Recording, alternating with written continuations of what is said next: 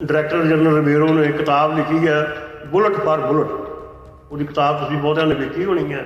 हुण तुहानूं पता होना भी ਉਹਦੇ ਵਿੱਚ 2 चैप्टर रिबेरो ने सिर्फ जस्टिस बैंस से लिखे ने नां लैके भी किवें जस्टिस बैंस ने साडे काम दे विच रुकावट पाई और इस किस्म की जिहड़ी मनुखी अधिकारां दा रौला पा के इस शख्स ने सानूं पंजाब दे विच लॉ एंड आर्डर की प्रॉब्लम खड़ी कर दी। ਅਸੀਂ कह ਦਿੰਦੇ भी पोलीटिकल लहर बड़ी अहम है, पॉलिटिक्स तो बिना कोई गल नहीं चलती, पॉलिटिक्स सुप्रीम। पर पॉलिटिक्स भी तां ही चल सकती है दबे पिछले लोगों की जिहड़े उन्होंने जे उन्होंने नाल मनुखी अधिकार संगठन खड़े होंगे ने। उस दौर पंजाब जो जिन्हों हर कोई अपने अपने ढंग नाल काला दौर कहता भी काला दौर जबर का हनेरी झुल रही सी, हर रोज़ बंदे चुके मारे जा रहे सन, पता ही नहीं कि परिवार को किवें चुक के मार देना और जिहड़े मनुखी अधिकारां दे साडे नाल काम करते रहे। सिर्फ इस करके भी मनुखी अधिकारां की गल करते हैं, मनुखी अधिकार जथेबंदियां दे मैंबर ने और ये जिहड़ी पुलिस है जां सरकार है जां स्टेट है ये नहीं सी चाहुंदी भी इन्हां दे जिहड़ी जबर कर रहे हैं असीं इहदी कोई बाहर धूं तक कढ सकीए। मैं जसवंत सिंह खालड़े ने गल कही, मैं कहा खालड़ा जिस किस्म की बेअंत सिंह नूं जिवें मारिया, जिवें KPS गिल नूं तूं चैलेंज किया, जिवें जिस किस्म की चुनौती दी है, KPS गिल इस फस्ट स्टेट का एक चेहरा मोरा। KPS गिल कोई बंदा नहीं है, वो कोई बंदा उन्होंने जो तू एक फस्ट चेहरा सारी स्टेट ने उन्होंने अपने वालों पेश किया और जो तू वो अटैक किया, ये अटैक तू स्टेट से कर रहा और नहीं चल सकती। मैं बादल साहब को कहा, मैं क्या जसवंत सिंह खालड़े चुक लिया उन्होंने और पुलिस ने उन्होंने मार देना जिस किस्म की हालत है भी तुसीं इत्थे वर्किंग कमेटी च मता पास करो, इदू बिना वो नहीं बच सकता। मैनू प्रकाश सिंह बादल जी कहते कोई नहीं गल मतलब तू जाके ना मेजर सानू कह दे खबर लवा दे। तो बाद पता लगा सानू मतलब भी बादल साहब की उन्होंने सहमति ली हुई सी। ये बादल जी साहब की सहमति तो बिना मतलब उन्होंने नहीं सी मारिया जा सकता क्योंकि वो श्रोमणी अकाली दल का जिहड़ा मनुखी अधिकारां दा विंग सी उहदा जनरल सकत्तर सी। उस हालत में उस दौर में मतलब कि जिस किस्म का सारा माहौल सी उस माहौल इस गल की मतलब कि कोई नहीं सी जाम नहीं कर सकता भी ये वर्तारा जस्टिस बैंस नाल नहीं वापर सकता। पर उन्होंने बैंस साहब के कदे चेहरे ते असीं शिकन नहीं वेखी। बैठे सत्कारयोग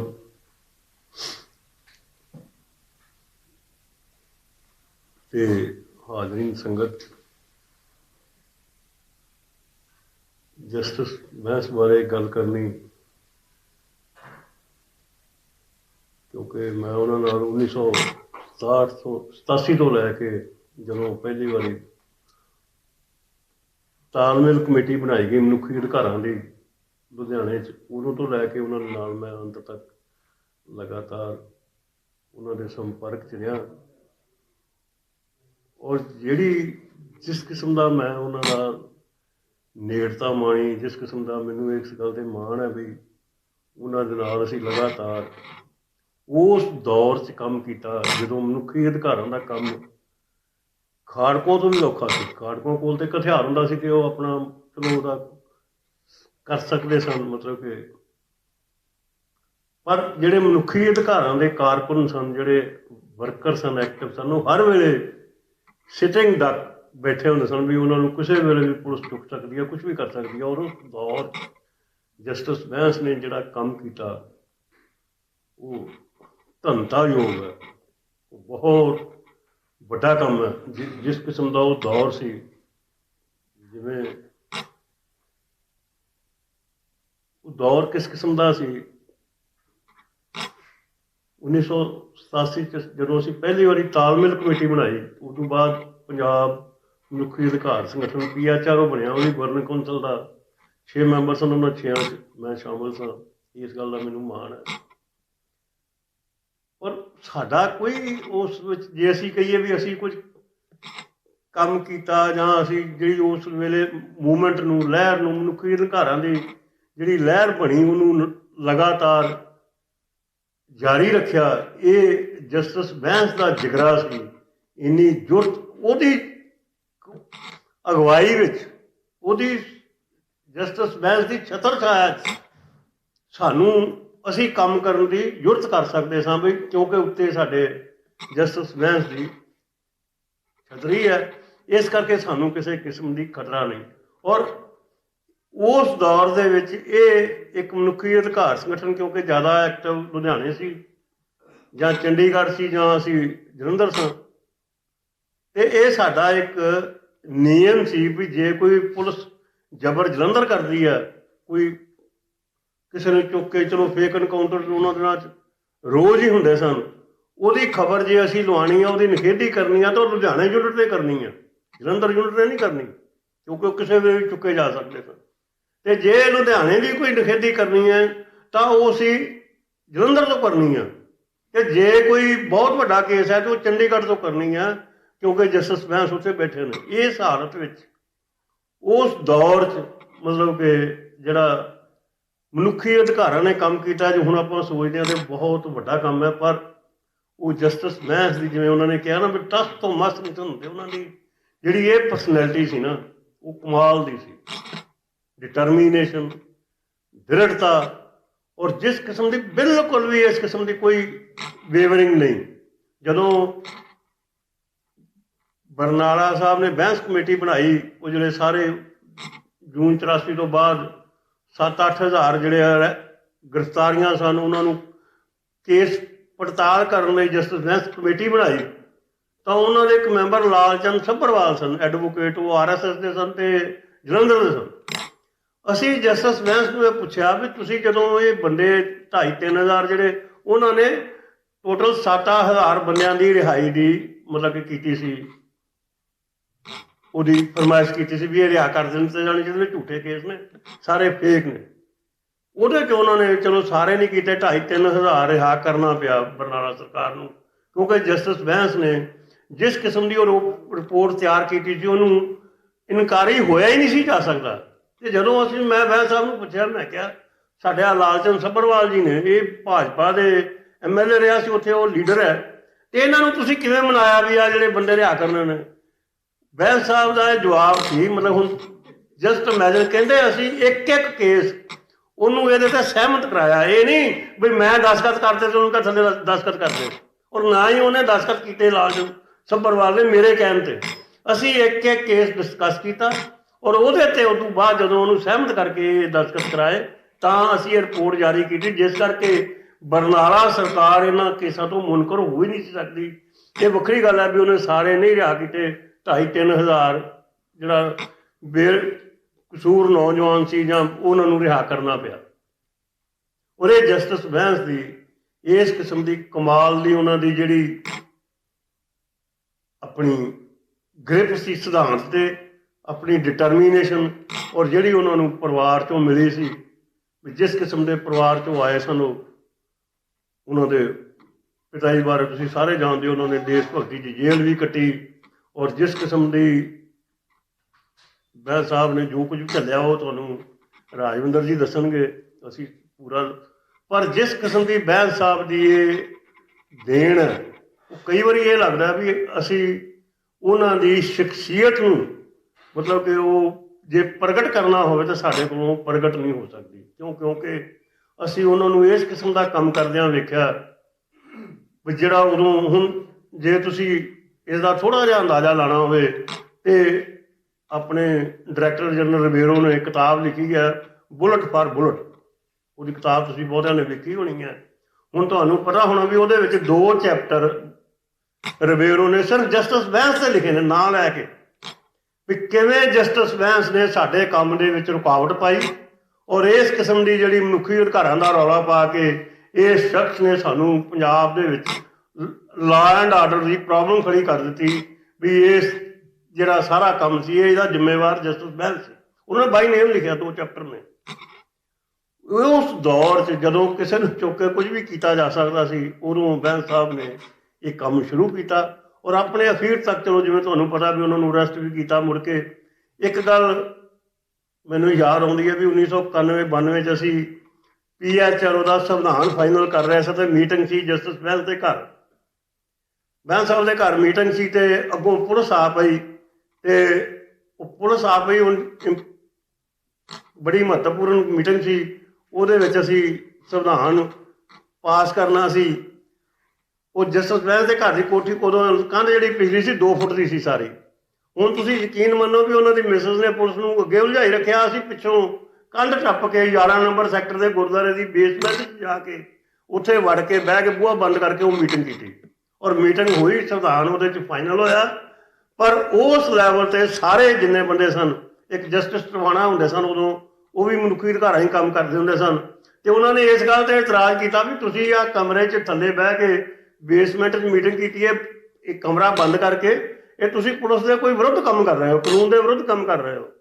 ਉਹਨਾਂ ਨੂੰ ਬੜਾ ਸਮਝਾਇਆ ਵੀ ਅਸਲ 'ਚ ਜਿਹੜੀ ਬੜੀ ਮਹੱਤਵਪੂਰਨ ਮੀਟਿੰਗ ਸੀ, ਇਹ ਮਨੁੱਖੀ ਅਧਿਕਾਰਾਂ ਦਾ ਸੰਵਿਧਾਨ ਸੀ, ਇਹ ਮੁੜ ਕੇ ਰਹਿ ਜਾਣਾ ਸੀ ਜੇ ਪੁਲਿਸ 'ਚ ਉਲਝ ਜਾਂਦੇ, ਅਤੇ ਉਸ ਕਰਕੇ ਅਸੀਂ ਮਤਲਬ ਕਿ ਮੀਟਿੰਗ ਕਰਨ ਵਾਸਤੇ ਇਹਨੂੰ ਖਰਾਬ ਨਾ ਹੋਵੇ ਇੱਥੇ ਆਏ ਹਾਂ। ਖੈਰ ਮੁੜ ਕੇ ਜਸਟਿਸ ਟਵਾਣਾ ਉਸ ਤੋਂ ਬਾਅਦ ਮਨੁੱਖੀ ਅਧਿਕਾਰਾਂ ਦੇ ਉਹ ਕਿਨਾਰਾ ਕਰਕੇ ਉਹ ਨਹੀਂ ਆਏ, ਪਰ ਜਸਟਿਸ ਬੈਂਸ ਲਗਾਤਾਰ ਗ੍ਰਿਫਤਾਰੀ ਤੱਕ, ਉਦੋਂ ਬਾਅਦ ਵੀ ਜੋ ਕੁਛ ਵੀ ਹੋਇਆ, ਜਿੰਨੀ ਔਰ ਉਹਨਾਂ ਦੀ ਨਿਮਰਤਾ, ਉਹਨਾਂ ਦੀ ਸਾਦਗੀ, ਇਸ ਹਾਲਤ 'ਚ ਵੀ ਜੇ ਉਹਨਾਂ ਨੂੰ ਕਹਿਣਾ ਵੀ ਤੁਸੀਂ ਇੱਥੇ ਜਲੰਧਰ ਆ ਜਾਓ ਤਾਂ ਉਹਨਾਂ ਨੇ ਕਹਿਣਾ ਮੈਂ ਬੱਸ ਅੱਡੇ 'ਤੇ ਆ ਜਾਵਾਂਗਾ, ਮੈਨੂੰ ਅੱਗੋਂ ਲੈ ਲਿਆ ਜੇ, ਬੱਸ 'ਤੇ ਆ ਜਾਣਾ ਉਹਨਾਂ ਨੇ। ਕਈ ਜਲੰਧਰ ਜਿੰਨੇ ਅਸੀਂ ਸੈਮੀਨਾਰ ਕੀਤੇ ਉਹਦੇ 'ਚ ਜ਼ਰੂਰੀ ਨਹੀਂ ਸੀ ਉਹਨਾਂ ਨੂੰ ਵੀ ਕਾਰ 'ਤੇ ਲੈ ਕੇ ਆਉਣਾ ਜਾਂ ਉਹਨਾਂ ਨੇ ਟੈਕਸੀ ਕਰਨੀ, ਉਹ ਬੱਸ 'ਤੇ ਆ ਜਾਂਦੇ ਸੀ, ਉਹਨਾਂ ਨੂੰ ਅੱਗੋਂ ਅਸੀਂ ਰਿਸੀਵ ਕਰ ਲੈਂਦੇ ਸਾਂ। ਇਸ ਹਾਲਤ 'ਚ ਉਸ ਦੌਰ 'ਚ ਜਿਹੜਾ ਕੰਮ ਜਸਟਿਸ ਬੈਂਸ ਨੇ ਕੀਤਾ, ਉਹ ਇੱਕ ਮੈਂ ਕਹਿੰਦਾ ਵੀ ਇੱਕ ਬੁਨਿਆਦ ਹੈ। ਜਿਵੇਂ ਪ੍ਰੋਫੈਸਰ ਸਾਹਿਬ ਨੇ ਕਿਹਾ ਵੀ ਅਸਲ 'ਚ ਮਨੁੱਖੀ ਅਧਿਕਾਰਾਂ ਦੀ ਜਿਹੜੀ ਲਹਿਰ ਹੈ ਇਹ ਬਿਲਕੁਲ ਸਰਵਉੱਚ ਹੈ। ਸਾਰੀਆਂ ਜਿਹੜੀਆਂ ਪੋਲੀਟੀਕਲ ਲਹਿਰਾਂ ਨੇ ਜਾਂ ਦੂਜੀਆਂ ਲਹਿਰਾਂ ਨੇ, ਅਸੀਂ ਕਹਿ ਦਿੰਦੇ ਹਾਂ ਵੀ ਪੋਲੀਟੀਕਲ ਲਹਿਰ ਬੜੀ ਅਹਿਮ ਹੈ, ਪੋਲੀਟਿਕਸ ਤੋਂ ਬਿਨਾਂ ਕੋਈ ਗੱਲ ਨਹੀਂ ਚੱਲਦੀ, ਪੋਲੀਟਿਕਸ ਸੁਪਰੀਮ। ਪਰ ਪੋਲੀਟਿਕਸ ਵੀ ਤਾਂ ਹੀ ਚੱਲ ਸਕਦੀ ਹੈ ਦੱਬੇ ਕੁਚਲੇ ਲੋਕਾਂ ਦੀ, ਜਿਹੜੇ ਉਹਨਾਂ ਦੀ ਜੇ ਉਹਨਾਂ ਦੇ ਨਾਲ ਮਨੁੱਖੀ ਅਧਿਕਾਰ ਸੰਗਠਨ ਖੜੇ ਹੁੰਦੇ ਨੇ। ਉਹਨਾਂ ਤੋਂ ਬਿਨਾਂ ਇਹ ਜਿਹੜੀਆਂ ਪੋਲੀਟੀਕਲ ਲਹਿਰਾਂ ਦੱਬੇ ਕੁਚਲੇ ਲੋਕਾਂ ਦੀਆਂ ਨੇ, ਗਰੀਬ ਲੋਕਾਂ ਦੀਆਂ, ਜਿਨ੍ਹਾਂ ਨੂੰ ਅਸੀਂ ਕਿਰਤੀ ਲੋਕ ਕਹਿੰਦੇ ਹਾਂ, ਉਹ ਲਹਿਰਾਂ ਨਹੀਂ ਖੜੀਆਂ ਰਹਿ ਸਕਦੀਆਂ ਜਿੰਨਾ ਚਿਰ ਉਹਨਾਂ ਦੇ ਪਿੱਛੇ ਮਨੁੱਖੀ ਅਧਿਕਾਰ ਸੰਗਠਨ ਉਹਨਾਂ ਦੇ ਹਿੱਤਾਂ ਦੀ ਰਾਖੀ ਕਰਨ ਲਈ ਲਗਾਤਾਰ ਐਕਟਿਵ ਨਾ ਹੋਣ।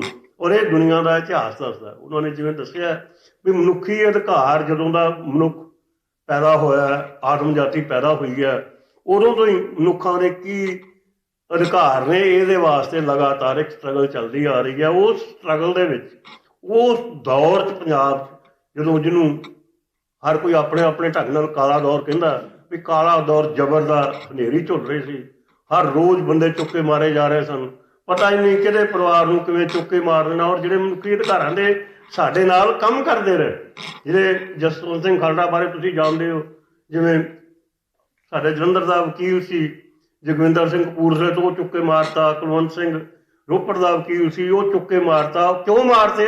ਕਿਉਂਕਿ ਮਨੁੱਖੀ ਅਧਿਕਾਰਾਂ ਦੇ ਨਾਲ ਮਤਲਬ ਸੰਗਠਨ 'ਚ ਕੰਮ ਕਰਦੇ ਸਨ। ਸਾਡੇ ਨਾਲ ਮਤਲਬ ਸਹਾਇਤਾ ਕਰਨ ਵਾਲੇ ਵਕੀਲਾਂ ਨੂੰ ਵੀ ਇਹਨਾਂ ਨੇ ਚੁੱਕ ਕੇ, ਇੱਕ ਪੱਤਰਕਾਰ ਮਾਰਿਆ ਸੀ ਇਹਨਾਂ ਨੇ ਉੱਥੋਂ ਸੰਗਰੂਰ ਦਾ, ਸਿਰਫ ਇਸ ਕਰਕੇ ਵੀ ਇਹ ਮਨੁੱਖੀ ਅਧਿਕਾਰਾਂ ਦੀ ਗੱਲ ਕਰਦੇ ਨੇ, ਮਨੁੱਖੀ ਅਧਿਕਾਰ ਜਥੇਬੰਦੀਆਂ ਦੇ ਮੈਂਬਰ ਨੇ। ਔਰ ਇਹ ਜਿਹੜੀ ਪੁਲਿਸ ਹੈ ਜਾਂ ਸਰਕਾਰ ਹੈ, ਜਾਨੀ ਸਟੇਟ ਹੈ, ਇਹ ਨਹੀਂ ਸੀ ਚਾਹੁੰਦੀ ਵੀ ਇਹਨਾਂ ਦੇ ਜਿਹੜੀ ਜ਼ਬਰ ਕਰ ਰਹੇ ਹਾਂ ਅਸੀਂ, ਇਹਦੀ ਕੋਈ ਬਾਹਰ ਧੂੰ ਤੱਕ ਕੱਢ ਸਕੇ। ਇਹ ਹਾਲਤ ਸੀ। ਮਤਲਬ ਕਿ ਹੁਣ ਤੁਹਾਨੂੰ ਸਾਰਿਆਂ ਨੂੰ ਪਤਾ ਜਸਵੰਤ ਸਿੰਘ ਖਾਲੜੇ ਦਾ ਜਿਵੇਂ ਜੋ ਕੁਛ ਹੋਇਆ, ਅਸਰ ਹੋਇਆ। 2 ਸਤੰਬਰ ਨੂੰ ਜਲੰਧਰ ਦੇ ਵਿੱਚ ਸੈਮੀਨਾਰ ਸੀ ਪ੍ਰੈਸ ਬਾਰੇ ਅਤੇ ਪੰਜਾਬ ਦੇ ਸੰਘਰਸ਼ ਬਾਰੇ। ਉਹਦੀ ਪ੍ਰਧਾਨਗੀ ਬਰਜਿੰਦਰ ਸਿੰਘ ਨੇ ਕੀਤੀ ਸਰਕਲ ਹਾਊਸ ਦੇ ਵਿੱਚ। ਔਰ 2 ਸਤੰਬਰ ਨੂੰ ਉੱਥੇ ਜਸਵੰਤ ਸਿੰਘ ਖਾਲੜਾ ਬੋਲਿਆ, ਔਰ ਜਿਵੇਂ ਉਹ ਬੋਲਿਆ, ਜਿਵੇਂ ਉਹਨੇ ਬੜੇ ਖੂਬਸੂਰਤ ਢੰਗ ਨਾਲ ਇਹ ਪੇਸ਼ਕਾਰੀ ਕੀਤੀ ਵੀ ਅਸਲ 'ਚ ਜਿਹੜਾ ਪ੍ਰੈਸ ਦਾ ਰੋਲ ਹੈ ਉਹ ਪ੍ਰੈਸ ਨਹੀਂ ਨਿਭਾ ਰਹੀ, ਜਿਹਦੇ ਕਰਕੇ ਪੰਜਾਬ ਦੀ ਜਿਹੜੀ ਰੀਅਲ ਸਮੱਸਿਆ, ਪੰਜਾਬ ਦਾ ਜਿਹੜਾ ਅੰਦੋਲਨ ਹੈ, ਉਸ ਨੂੰ ਠੀਕ ਢੰਗ ਨਾਲ ਪੇਸ਼ ਨਹੀਂ ਕੀਤਾ ਗਿਆ। ਔਰ ਉਸ ਤੋਂ ਬਾਅਦ ਅਸੀਂ ਘਰ ਗਏ ਹਾਂ, ਅਸੀਂ ਚਾਹ ਪੀਤੀ ਹੈ, ਅਤੇ ਮੈਂ ਜਸਵੰਤ ਸਿੰਘ ਖਾਲੜੇ ਨੂੰ ਇਹ ਗੱਲ ਕਹੀ, ਮੈਂ ਕਿਹਾ ਖਾਲੜਾ, ਜਿਸ ਕਿਸਮ ਦੀ ਬੇਅੰਤ ਸਿੰਘ ਨੂੰ ਜਿਵੇਂ ਮਾਰਿਆ, ਜਿਵੇਂ KPS ਗਿੱਲ ਨੂੰ ਤੂੰ ਚੈਲੰਜ ਕੀਤਾ, ਜਿਵੇਂ ਜਿਸ ਕਿਸਮ ਦੀ ਚੁਣੌਤੀ ਦਿੱਤੀ ਹੈ, KPS ਗਿੱਲ ਇਸ ਫਾਸਟ ਸਟੇਟ ਦਾ ਇੱਕ ਚਿਹਰਾ ਮੋਰਾ। KPS ਗਿੱਲ ਕੋਈ ਬੰਦਾ ਨਹੀਂ ਹੈ, ਉਹ ਕੋਈ ਬੰਦਾ, ਉਹਨੂੰ ਜਦੋਂ ਤੂੰ ਇੱਕ ਫਾਸਟ ਚਿਹਰਾ ਸਾਰੀ ਸਟੇਟ ਨੇ ਉਹਨੂੰ ਆਪਣੇ ਵੱਲੋਂ ਪੇਸ਼ ਕੀਤਾ, ਔਰ ਜਦੋਂ ਤੂੰ ਉਹਦੇ 'ਤੇ ਅਟੈਕ ਕੀਤਾ, ਇਹ ਅਟੈਕ ਤੂੰ ਸਟੇਟ 'ਤੇ ਕਰ ਰਿਹਾ ਔਰ ਨਹੀਂ ਚੱਲ ਸਕਦੀ, ਇਹ ਤੂੰ 10-12 ਦਿਨ ਜਾ ਕੇ ਦਿੱਲੀ ਲਾ ਆਇਆ। ਉਹ ਖਾਲੜੇ ਦਾ ਜਿਸ ਕਿਸਮ ਦਾ ਸੁਭਾਅ ਸੀਗਾ, ਉਹਦਾ ਵੀ ਚਲੋ ਜੋ ਵਾਹਿਗੁਰੂ ਕਰੇਗਾ ਉਹਦੇ ਭਾਣੇ 'ਚ ਹੀ ਹੋਣਾ। ਉਹ ਉੱਥੇ ਚਲਾ ਗਿਆ। 6 ਸਤੰਬਰ ਨੂੰ ਉਹਨੂੰ ਘਰੋਂ ਚੁੱਕ ਲਿਆ ਪੁਲਿਸ ਨੇ। ਔਰ 6 ਸਤੰਬਰ ਨੂੰ ਪੁਲਿਸ ਨੇ ਚੁੱਕ ਲਿਆ। ਮੈਨੂੰ 9:30 ਵਜੇ ਪੌਣੇ 10 ਵਜੇ ਟੈਲੀਫੋਨ ਆਇਆ ਬਈ ਖਾਲੜੇ ਨੂੰ ਚੁੱਕ ਲਿਆ ਘਰੋਂ। ਔਰ ਮੈਨੂੰ ਕਿਉਂਕਿ ਮੈਂ ਪਹਿਲਾਂ ਹੀ ਇਸ ਗੱਲ ਤੇ ਸੀਗਾ ਮੇਰੇ ਮਨ 'ਚ ਵੀ ਤੌਖਲਾ ਵੀ ਇਹ ਜੇ ਖਾਲੜੇ ਨੂੰ ਚੁੱਕਿਆ ਤਾਂ ਹੁਣ ਇਹਨੂੰ ਜਿਉਂਦਾ ਨਹੀਂ ਛੱਡਦੇ। ਔਰ ਮੈਂ ਉਸੇ ਵੇਲੇ ਸਤਨਾਮ ਸਿੰਘ ਮਾਨ ਪੰਜਾਬੀ ਅਜੀਤ ਅਖਬਾਰ 'ਚ ਉਹ ਸੀਨੀਅਰ ਪੱਤਰਕਾਰ ਮਤਲਬ ਕਿ ਐਡੀਟਰ ਸਨ, ਮੇਰੇ ਦੋਸਤ ਹਨ, ਮੈਂ ਉਹਨਾਂ ਨੂੰ ਟੈਲੀਫੋਨ ਕੀਤਾ। ਉਹ ਕਹਿੰਦਾ ਤੂੰ ਆ ਜਾ ਅਜੀਤ 'ਚ। ਮੈਂ ਆ ਜਾਣਾ, ਆਪਾਂ ਬਰਜਿੰਦਰ ਸਿੰਘ ਨਾਲ ਗੱਲ ਕਰ ਲੈਂਦੇ ਹਾਂ, ਭਾਜੀ ਨਾਲ ਗੱਲ ਕਰਦੇ ਹਾਂ।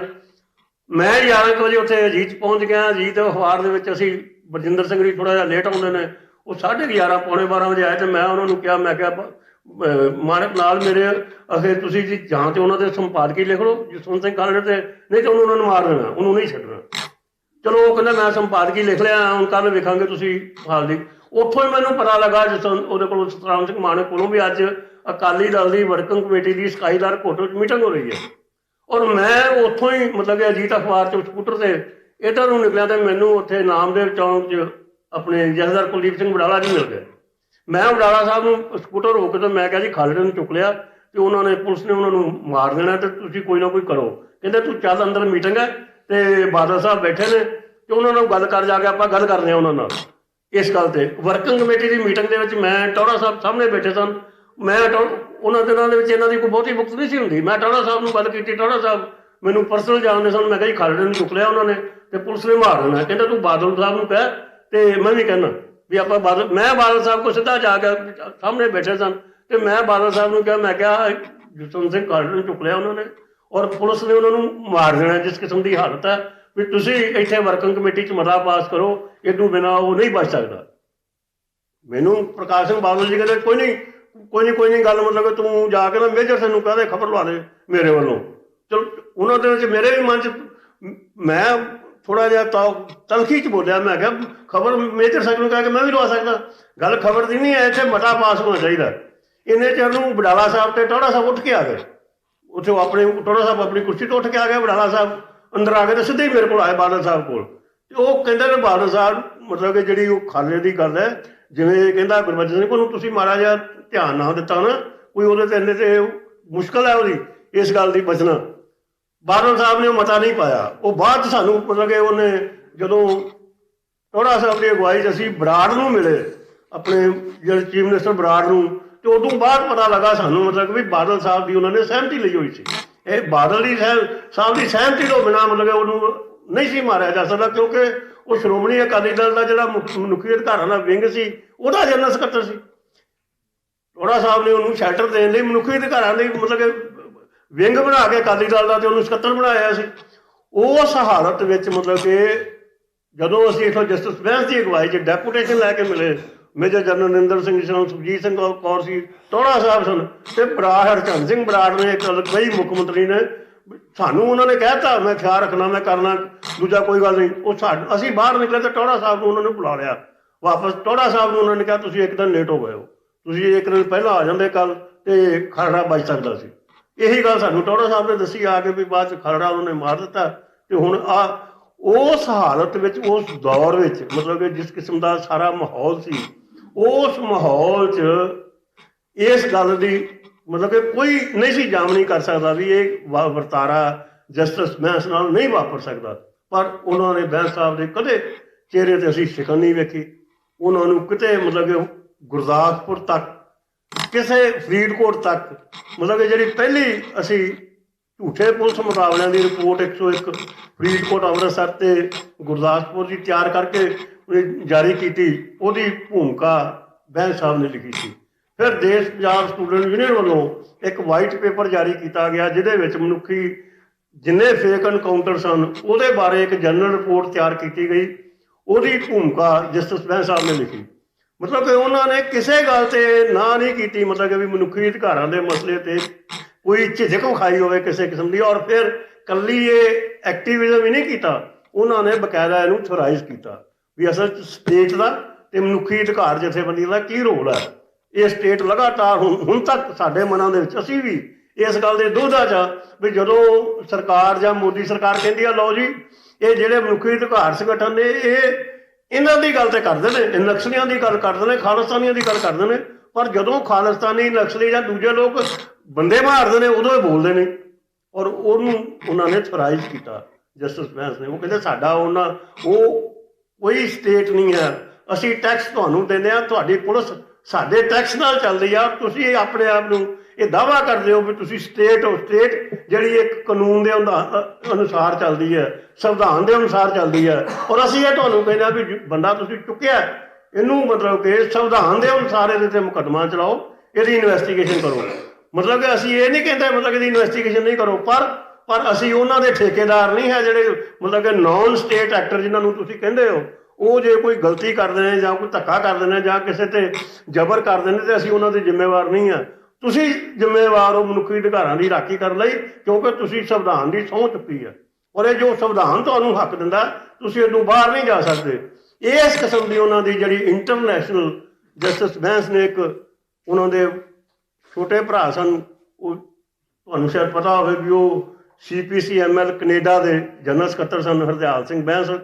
ਉਹਨਾਂ ਨੇ ਜਿਸ ਕਿਸਮ ਦੀ ਇਸ ਮੂਵਮੈਂਟ ਨੂੰ, ਪੰਜਾਬ ਦੀ ਮਨੁੱਖੀ ਅਧਿਕਾਰਾਂ ਦੀ ਮੂਵਮੈਂਟ ਨੂੰ ਇੱਕ ਜ਼ਮੀਰ ਦੀ ਮੂਵਮੈਂਟ ਬਣਾ ਕੇ, ਇੱਕ ਆਤਮਾ ਦੀ ਮੂਵਮੈਂਟ ਬਣਾ ਕੇ ਜਿਵੇਂ ਇੰਟਰਨੈਸ਼ਨਲ ਲੈਵਲ 'ਤੇ ਇਹਨੂੰ ਪ੍ਰਚਾਰਿਆ, ਇਸ ਦਾ ਪ੍ਰਚਾਰ ਕੀਤਾ ਉਸ ਲੈਵਲ 'ਤੇ ਜਸਟਿਸ ਬੈਂਸ ਦੀ ਗ੍ਰਿਫਤਾਰੀ ਤੋਂ ਬਾਅਦ ਮਨੁੱਖੀ ਅਧਿਕਾਰਾਂ ਦੀ ਜਿਹੜੀ ਸਾਰੀ ਲਹਿਰ ਸੀ, ਜਿਵੇਂ ਇੰਟਰਨੈਸ਼ਨਲ ਉਹਦੀ ਗੱਲ ਅੱਗੇ ਗਈ, ਜਿਵੇਂ ਪੰਜਾਬ ਦੇ ਜ਼ਬਰ ਦਾ ਲੋਕਾਂ ਨੂੰ ਪਤਾ ਲੱਗਾ, ਜਿਵੇਂ ਉਸ ਮਸਲੇ 'ਤੇ ਲੋਕ ਰਾਏ ਬਣੀ, ਇਹ ਜਸਟਿਸ ਬੈਂਸ ਦੀ ਬਦੌਲਤ ਸੀ ਕਿ ਉਹਨਾਂ ਨੇ ਪੰਜਾਬ ਦੇ ਇਸ ਸਾਰੇ ਜ਼ਬਰ ਨੂੰ, ਇਸ ਕਾਲੇ ਦੌਰ ਨੂੰ ਉਸ ਇੰਟਰਨੈਸ਼ਨਲ UNO ਤੱਕ ਲੈ ਕੇ ਜਾਣ ਦੀ ਜ਼ਰੂਰਤ ਕੀਤੀ, ਔਰ ਉਹਦੇ ਵਾਸਤੇ ਉਹਨਾਂ ਨੇ ਐਕਟਿਵਲੀ ਰੋਲ ਪਲੇ ਕੀਤਾ। ਮਤਲਬ ਕਿ ਉਹ ਨਹੀਂ ਹੈ, ਇਹ ਇੱਕ ਬੜੀ ਕਿਹਾ ਜਾ ਸਕਦਾ ਮਤਲਬ ਕਿ ਵੀ ਜਸਟਿਸ ਬੈਂਸ ਸਾਡੇ ਵਾਸਤੇ ਜੋ ਜੇਂਟ ਸਨ, ਜਿਹਨੇ ਏਡਾ ਵੱਡਾ ਮਨੁੱਖ ਮਤਲਬ ਕਿ ਅਸੀਂ ਨਹੀਂ ਵੇਖਿਆ ਜ਼ਿੰਦਗੀ 'ਚ, ਜਿਸ ਬੰਦੇ 'ਚ ਇੰਨੀ ਜ਼ੁਰਤ, ਇੰਨੀ ਸਟੈਂਡਿੰਗ ਔਰ ਇੰਨੀ ਨਿਮਰਤਾ,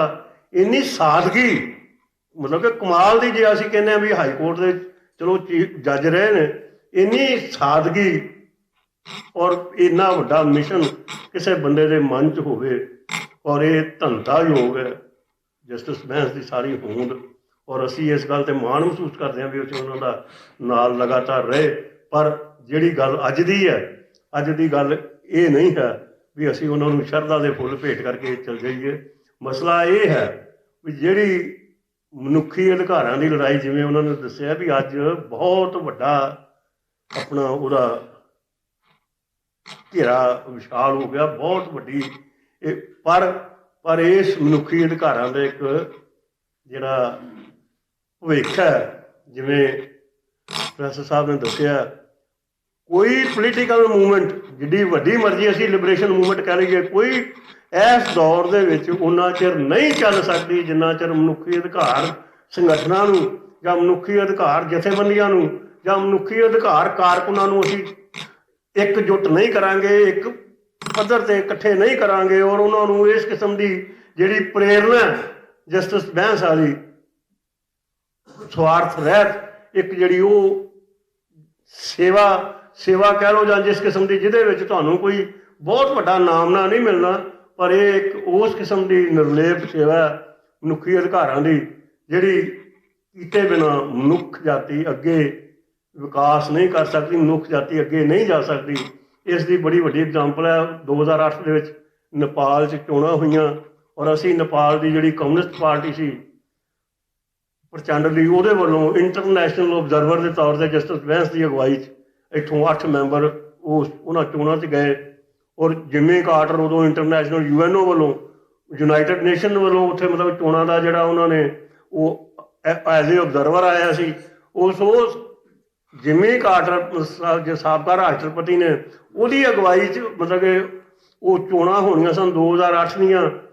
ਉਹਦੇ ਵਿੱਚ ਜਸਟਿਸ ਬੈਂਸ ਇੱਕ ਉੱਥੋਂ ਸੁਪਰੀਮ ਕੋਰਟ ਦਾ ਸਾਬਕਾ ਜੱਜ ਸੀ, ਜਿਮੀ ਕਾਰਟਰ ਨੇ ਇਹਨਾਂ ਦੋਵਾਂ ਦੀ ਕਮੇਟੀ ਬਣਾ ਕੇ ਆਪਣੇ ਨਾਲ ਆਪਣੀ ਸਹਾਇਤਾ ਲਈ ਇਸ ਗੱਲ ਦੀ ਚਲਾਈ ਵੀ ਜਿਹੜੀ 2008 ਦੀ ਇਲੈਕਸ਼ਨ ਹੈ ਉਹ ਠੀਕ ਢੰਗ ਨਾਲ ਹੋ ਸਕੇ, ਔਰ ਉਸ ਜਿਸ ਕਿਸਮ ਦੀ ਉਹ ਇਲੈਕਸ਼ਨ ਹੋਈ, ਜਿਵੇਂ ਉਹਦੇ ਬਾਅਦ ਪ੍ਰਚੰਡ ਜਿੱਤੇ, ਬਾਬੂ ਰਾਮ ਬਟਾਰਾ ਜਿਹੜੀ ਸਾਰੀ ML ਦੀ ਲਹਿਰ ਹੈ ਇਹ ਜਿੱਤ ਕੇ ਅੱਗੇ ਆਈ, ਉਸ ਦੌਰ ਵਿੱਚ ਮਤਲਬ ਕਿ ਉਸ ਪ੍ਰਚੰਡ ਨੇ ਪ੍ਰਧਾਨ ਮੰਤਰੀ ਬਣ ਕੇ ਜਸਟਿਸ ਬੈਂਸ ਦਾ ਉਚੇਚਾ ਧੰਨਵਾਦ ਕਰਨ ਲਈ ਮਤਲਬ ਕਿ ਉੱਥੇ ਸਾਨੂੰ ਜਦੋਂ ਨੇਪਾਲ ਦੇ ਸਰਕਾਰੀ ਦੌਰੇ ਤੇ ਆਇਆ ਇੱਥੋਂ as a prime minister India 'ਚ, ਇੱਥੋਂ ਬੁਲਾਇਆ ਉਹਨੇ ਸਾਨੂੰ ਉਚੇਚਾ ਆਪਣਾ ਨੇਪਾਲ ਦਾ ਰਾਜਦੂਤ ਭੇਜ ਕੇ ਬਈ ਜਸਟਿਸ ਬੈਂਸ ਦਾ ਖਾਸ ਤੌਰ ਤੇ ਧੰਨਵਾਦ ਕਰਨਾ ਇਹਨਾਂ ਨੇ।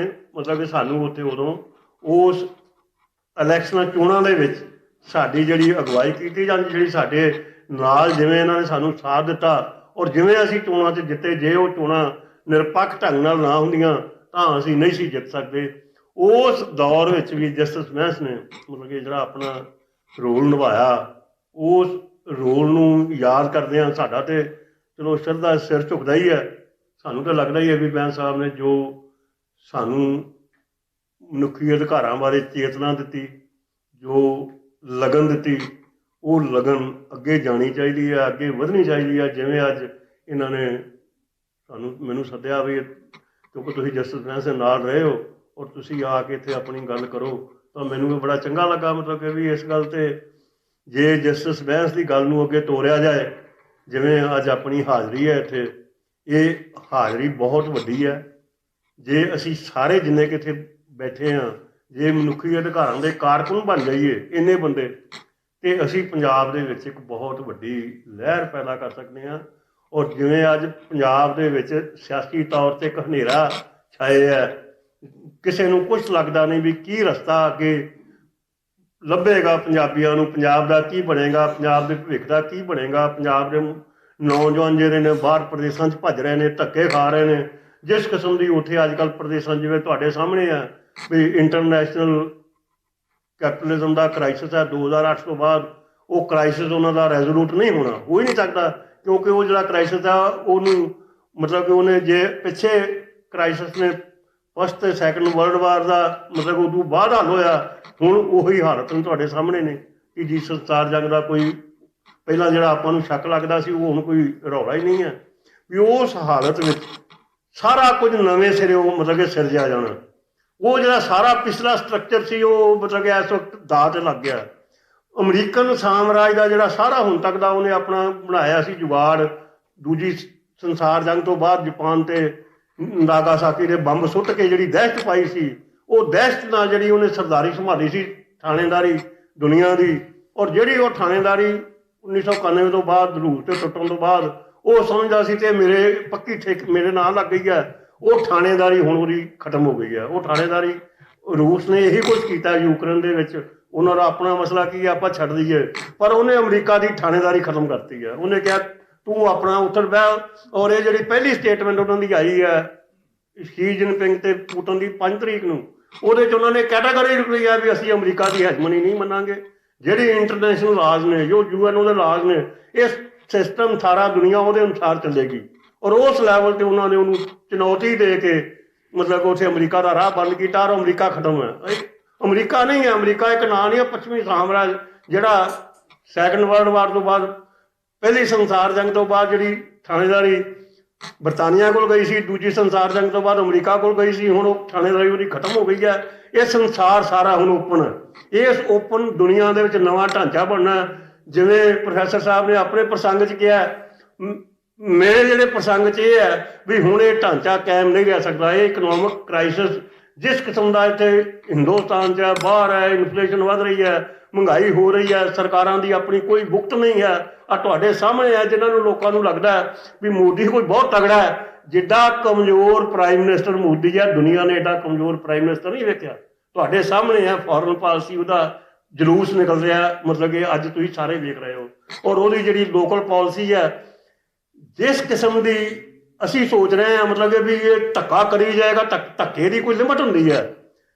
ਜਿਸ ਜਿਹੜੀ ਸਟੇਟ ਹੈ, ਸਟੇਟ ਜਿੱਡੀ ਮਰਜ਼ੀ ਜਾਬਰ ਤੇ ਵੈਸੀ ਹੋਵੇ, ਜਿੱਡੀ ਮਰਜ਼ੀ ਫਾਸਿਸਟ ਹੋਵੇ, ਉਹਨੂੰ ਇੱਕ ਆਪਣਾ ਇਖਲਾਕੀ ਜਿਹੜਾ ਆਧਾਰ ਤਿਆਰ ਕਰਨਾ ਪੈਂਦਾ ਵੀ ਮੈਂ ਰਾਜ ਕਰਨਾ, ਮੇਰੇ ਕੋਲ ਹੱਕ ਹੈ, ਆਹ ਸੰਵਿਧਾਨ ਨੇ ਮੈਨੂੰ ਦਿੱਤਾ। ਜਿਸ ਦਾ ਤੁਸੀਂ ਜੋ ਮਰਜ਼ੀ ਧੱਕਾ ਕਰੀ ਜਾਓ, ਤੁਸੀਂ ਉੱਥੇ ਹਿਸਾਬ ਦਾ ਮਤਲਬ ਚੋਣਾਂ ਵਾਸਤੇ ਜਿੱਤਾਂ ਦੇ ਤੁਸੀਂ ਕੋਈ ਮਸਲਾ ਖੜਾ ਕਰ ਲਓ, ਇੱਕ ਕੈਬਨਿਟ ਮਿਨਿਸਟਰ ਖੜਾ ਕਰ ਰਹੇ ਹੋ ਤੁਸੀਂ। ਇਸ ਕਿਸਮ ਦੀ ਮਨੁੱਖੀ ਜਿਹੜੇ ਮੈਨੂੰ ਲੱਗਦਾ ਵੀ ਇਹ ਪੋਲੀਟੀਕਲ ਸਿਸਟਮ ਟੋਟਲ ਕ੍ਰੈਕਿੰਗ ਵੱਲ ਵੱਧ ਰਿਹਾ, ਇਹਨੇ ਟੋਟਲ ਟੁੱਟ ਜਾਣਾ, ਇਹ ਨਹੀਂ ਬਚਣਾ। ਔਰ ਉਸ ਹਾਲਤ ਵਿੱਚ ਜਿਹੜੀਆਂ ਲਹਿਰਾਂ ਚੱਲਣੀਆਂ ਨੇ ਪੋਲੀਟੀਕਲ ਪੰਜਾਬ ਦੀ, ਪੰਜਾਬ ਦੇ ਹੱਕਾਂ ਦੀ ਜਿਹੜੀ ਲਹਿਰ ਚੱਲਣੀ ਆ, ਉਸ ਲਹਿਰ ਦੇ ਵਿੱਚ ਮਨੁੱਖੀ ਅਧਿਕਾਰ ਸੰਗਠਨਾਂ ਦਾ ਜਿਹੜਾ ਬਹੁਤ ਅਹਿਮ ਰੋਲ ਹੈ, ਉਸ ਲਹਿਰ ਨੂੰ ਜੇ ਦਿਸ਼ਾ ਨਹੀਂ ਦੇ ਸਕੇਗੀ, ਪਰ ਉਸ ਲਹਿਰ ਦੀ ਰਾਖੀ ਮਨੁੱਖੀ ਅਧਿਕਾਰ ਜਥੇਬੰਦੀਆਂ ਕਰਨਗੀਆਂ।